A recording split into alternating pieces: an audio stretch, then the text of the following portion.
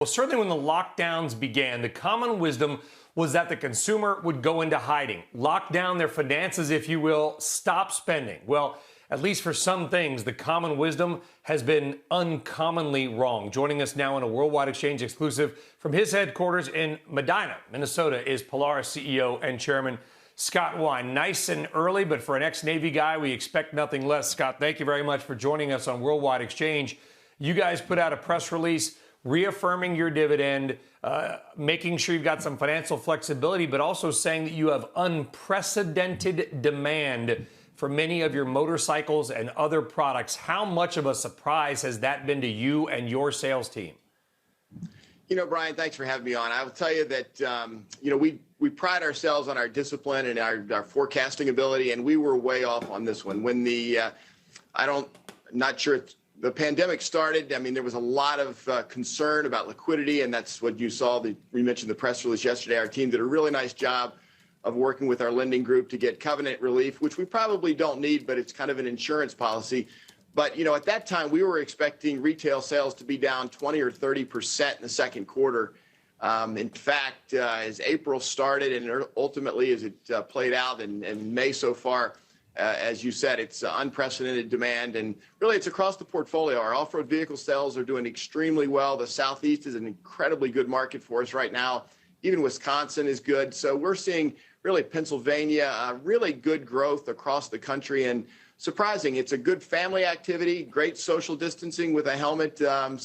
We feel like we're well positioned right now, although the economy is not nearly as strong as our retail sales would suggest, because I do think with significant negative GDP, way too many people unemployed, we've really got to be concerned long-term about the economy. So we're very cautious and prudent, but certainly trying to chase the upside right now with retail demand. So it sounds like you're saying we're not out of the woods. Is it possible that what's happened, Scott, is that for folks who had maybe planned a summer vacation somewhere, they're not going to go anywhere, so now they've saved the money that they were going to spend on airfare, and they're saying, you know what, I've always wanted that ATV, I'm going to go ahead and get it because we're probably going to be stuck at home, and then it's not as much of a reflection of a stronger American economy? One of the things we've always talked about, Brian, is expanding the pie, and one of the, getting a larger share of the American consumer, and that's exactly what's happening. It's not as much, we're seeing, solid single-digit growth with our core customers, but it's new customers, new families coming in, and I do think it's that available spending money that they're not using for cruises and other types of activities that they're deploying towards. We're selling a lot of four-seat vehicles right now. We think our pontoon business is poised to do really well. So it is encouraging, but we're bringing in a lot of new customers, and we like that because we believe that as we bring in new customers, they'll bring in their friends and expands the sport. And as the number one leader in power sports, it's really our obligation, if you will, to expand the market. And your stock, by the way, is up 4% pre-market. But to be clear, it sounds like you and your team are worried that there could be, a bigger slowdown in the second half of the year. Many CEOs we talked to on CNBC that I've talked to as well have said, listen, right now you got a lot of stimulus that's out there. You got a lot of people saving money. But if if layoffs continue and we don't see another round of stimulus in the fall, things could get ugly. Yeah, no, we do tend to do better in the areas that aren't as impacted by COVID-19. So that's been somewhat of a benefit. But I will tell you that certainly we cannot defy gravity forever. And we do need to see the economy start to turn around in a more positive direction. But so far, I talked to Steve Minetto, who was the president of our off-road vehicle last night. And he very appropriately said he's got one foot fully on the gas and one foot on the brake, as we're just being mindful that the economy could turn south. We have reduced our dealer inventory to levels that I've not seen in almost a decade. So our dealer inventories are very healthy, and we're going to try to take advantage of that as we work through this to make sure that Polaris and our dealers can come out healthy no matter what the economic environment is. So why bring the dividend back? You suspended it like so many other companies. Obviously, your board and you guys made a decision to bring it back. What was the impetus for that? Brian, we did not suspend our dividend. I want to be really careful about that. We suspended the decision on our dividend. So we had a board meeting in late April.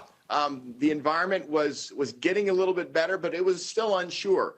So we decided with the board that we would wait a month and then see what the environment looked like, see what our liquidity profile looked like. Mike Speetzen, our CFO, has done a really nice job with his team of building a cash war room and making sure that we understand our liquidity profile going forward. We met yesterday with our board. We showed them the outlook for the company in the second quarter and beyond. And, you know, the 62 cents a share means a lot to a lot of our shareholders, and we were very glad that the board approved that.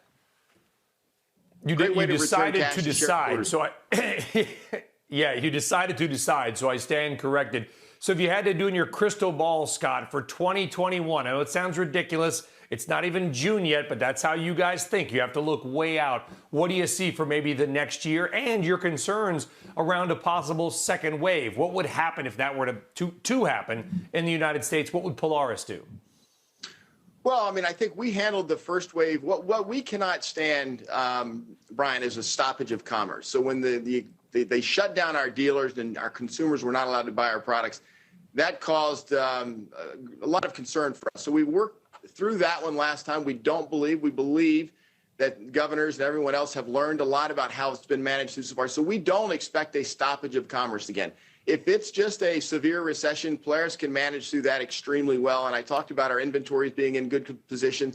So we are prepared for that. I do not think we're going to have a great 2021. We'll be prepared for it if there's upside for us. But, you know, I think we'll be very fortunate to have positive GDP growth in 2021.